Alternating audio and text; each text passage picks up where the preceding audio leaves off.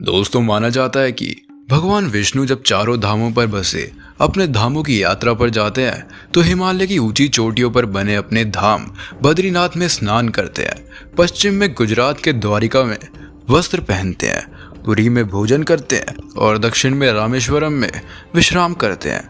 द्वापर के बाद भगवान श्री कृष्ण पुरी में निवास करने लगे और बन गए जग के नाथ जगन्नाथ। दोस्तों, पुरी का जगन्नाथ धाम चार धामों में से एक है।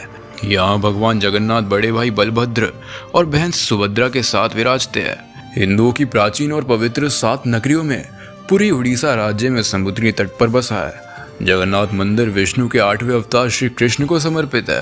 भारत के पूर्व में बंगाल की खाड़ी के पूर्वी छोर पर बसी पवित्र नगरी पुरी उड़ीसा की राजधानी भुवनेश्वर से थोड़ी दूरी पर है। आज का उड़ीसा प्राचीन काल में उत्कल प्रदेश के नाम से जाना जाता था। पुराणों में इसे धरती का वैकुंठ कहा गया है। यह भगवान विष्णु के 4 धामों में से एक है। यहाँ श्री लक्ष्मीपति विष्णु ने तरह तरह की लीलाएं की थी। ब्रह्मा और स्कंद पुराण के अनुसार यहाँ भगवान श्री विष्णु पुरुषोत्तम नीलमाधव के रूप में अवतरित हुए और सबर जनजाति के परम पूज्य देवता बन गए। सबर जनजाति के देवता होने के कारण यहाँ भगवान जगन्नाथ का रूप कबीलाई देवताओं की तरह है। पहले कबीले के लोग अपने देवताओं की मूर्तियों को काष्ठ में बनाते थे।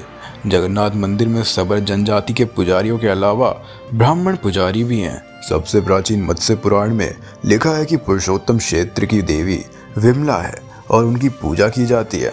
दोस्तों, इस मंदिर का सबसे पहला प्रमाण महाभारत के वन पर्व में मिलता है। कहा जाता है कि सबसे पहले सबर आदिवासी विश्व वसु ने नीलमाधव के रूप में उनकी पूजा की थी। आज भी पुरी के मंदिरों में कई सेवक हैं जिन्हें दैतापति के नाम से जाना जाता है। दोस्तों, राजा इंद्रद्युम्न ने बनवाया था ये मंदिर। एक रात भगवान विष्णु ने उनको सपने में दर्शन दिए और कहा, नीलांचल पर्वत की एक गुफा में मेरी एक मूर्ति है, उसे नीलमाधव कहते हैं। तुम एक मंदिर बनवाकर उसमें मेरी यह मूर्ति स्थापित कर दो। राजा ने अपने सेवकों को नीलांचल पर्वत की खोज में भेजा। उसमें से एक था ब्राह्मण विद्यापति। विद्यापति ने सुन रखा था कि सबर कबीले के लोग नीलमाधव की पूजा करते हैं और उन्होंने अपने देवता की इस मूर्ति को नीलांचल पर्वत की गुफा में छुपा रखा है। वह यह भी जानता था कि सबर कबीले का मुखिया विश्ववसु नीलमाधव का उपासक है और उसी ने मूर्ति को गुफा में छुपा रखा है। चतुर विद्यापति ने मुखिया की बेटी से विवाह कर लिया। आखिर में वह अपनी पत्नी के जरिए नीलमाधव की गुफा तक पहुंचने में सफल हो गया। उसने मूर्ति चुरा ली और राजा को लाकर दे दी। विश्ववसु अपने आराध्य देव की मूर्ति चोरी होने से बहुत दुखी हुआ। अपने भक्त के दुख से भगवान भी दुखी हो गए।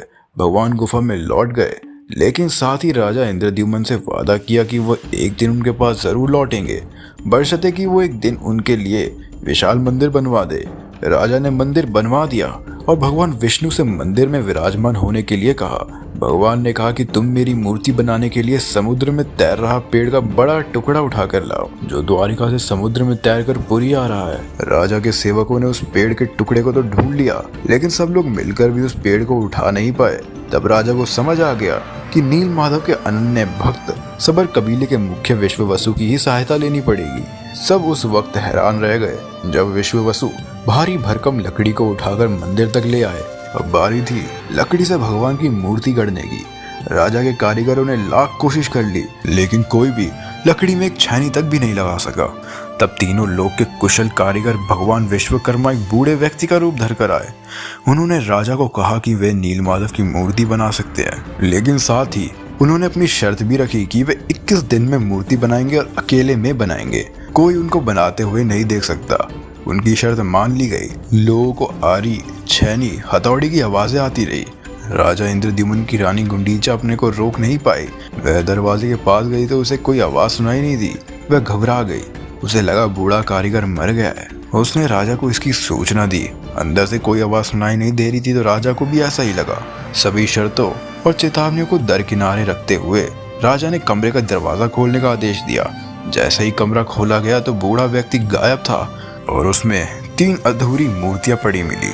भगवान नीलमाधव और उनके भाई के छोटे छोटे हाथ बने थे, लेकिन उनकी टांगे नहीं, जबकि सुभद्रा के हाथ पांव बना ही नहीं गए थे। राजा ने उसे भगवान की इच्छा मांगकर इन्हीं अधूरी मूर्तियों को स्थापित कर दिया।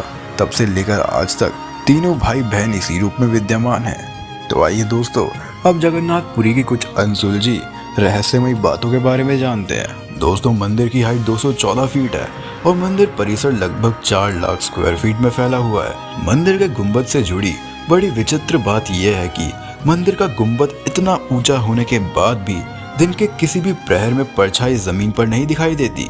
मंदिर पर लगी ध्वजा रोज बदली जाती है और बड़ी विचित्र बात यह है कि ध्वजा सदैव हवा के विपरीत दिशा में लहराती है और ऐसी मान्यता है कि जिस दिन ध्वजा मंदिर की दिशा में लहराने लगेगी धरती में प्रलय आ जाएगी। मंदिर पर लगा विशालकाय सुदर्शन चक्र भी वास्तुकला का अनूठा उदाहरण है। किसी भी दिशा से अगर हम सुदर्शन चक्र को देखते हैं तो उसका मुख अपनी तरफ ही दिखाई देता है। दोस्तों ना कभी मंदिर के ऊपर कोई पक्षी या परिंदा बैठा हुआ दिखा है, ना कभी उसके ऊपर से कोई उड़ता हुआ दिखा है और इसी वजह से मंदिर क्षेत्र से विमान की आवाजाही निषेध है। दोस्तों मंदिर का जो मुख्य सिंह द्वार है उससे जुड़ी हुई बड़ी रोचक बात है। दोस्तों मंदिर की चौखट से बाहर आपको साफ साफ समुद्र की आवाज सुनाई देंगी, लेकिन जैसे ही मंदिर की चौखट को लांघकर एक कदम अंदर रखते हैं तो समुद्र की आवाज आना बंद हो जाती है। ये भी किसी चमत्कार से कम नहीं। दोस्तों मंदिर जगन्नाथ के भोग के लिए जो भोजन तैयार किया जाता है वो विशालकाय 7 पात्रों में तैयार किया जाता है और ये पात्र एक के ऊपर एक रखे जाते हैं। और इसमें विचित्र और चमत्कारी बात यह है कि ऊपर रखे 7वें नंबर के पात्र में भोजन सबसे पहले तैयार होता है और उसके बाद क्रमशः छठा, 5वां, चौथा, तीसरा, दूसरा और पहले में तैयार होता है, जबकि भोजन सबसे पहले जो सबसे नीचे रखा हुआ पात्र है उसमें तैयार होना चाहिए। दोस्तों एक बात बड़ी ही अद्भुत है। भगवान श्री कृष्ण ने जब पृथ्वी से अपनी लीला को समेटा था तो उस समय उनका समस्त शरीर अग्नि में विलीन हो गया था, परंतु उनका हृदय जीवित रहा और वो हृदय आज भी भगवान श्री जगन्नाथ जी की मूर्ति में विद्यमान है और धड़कता है। यह बात वहाँ के मुख्य पुजारी ने ही स्वयं बताई है और महसूस करी है। जब प्रत्येक वर्ष मूर्ति बदली जाती है उस समय पुजारी भगवान के हृदय को एक मूर्ति में से निकालकर दूसरी मूर्ति में रखते हैं और उन्हें अपना एक्सपीरियंस बताया कि जब वह हृदय जैसी चीज को अपने हाथ में रखते हैं तो वह धड़कता हुआ महसूस होता है और वो उछल भी रहा होता है।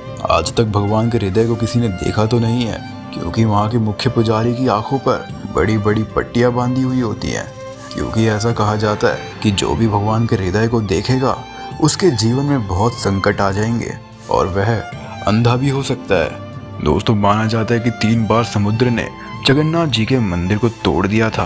कहते हैं कि महाप्रभु जगन्नाथ ने वीर मारुति हनुमान जी को यहाँ समुद्र को नियंत्रित करने हेतु नियुक्त किया था, परंतु जब तब हनुमान भी जगन्नाथ, बलभद्र एवं सुभद्रा के दर्शन का लोभ संवरण नहीं कर पाते थे। वे प्रभु के दर्शन के लिए नगर में प्रवेश कर जाते थे। ऐसे में समुद्र भी उनके पीछे नगर में प्रवेश कर जाता था।